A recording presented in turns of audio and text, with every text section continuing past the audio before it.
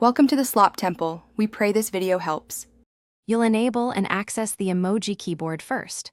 Go to settings only if emoji isn't added, otherwise open a message app and tap a text field. Once the keyboard is visible, tap the globe or long press it to cycle keyboards. This selects emoji. Make sure to allow keyboard permissions if prompted, because some apps restrict third-party keyboards.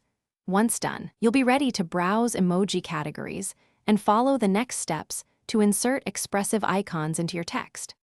You'll choose and place the emoji now. Browse the category icons to jump to people, nature, food, or symbols. This speeds selection. If your keyboard has search, type a word like smile or pizza to filter results.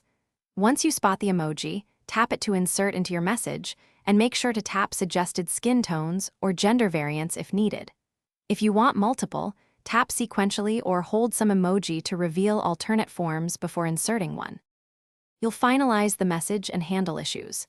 Edit by moving the caret, adding text, or deleting emoji with backspace. Once satisfied, tap send.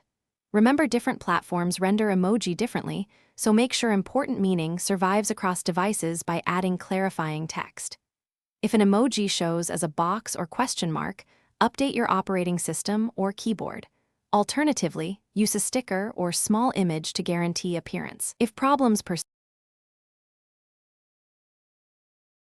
Thanks for watching. Consider subscribing if we helped you.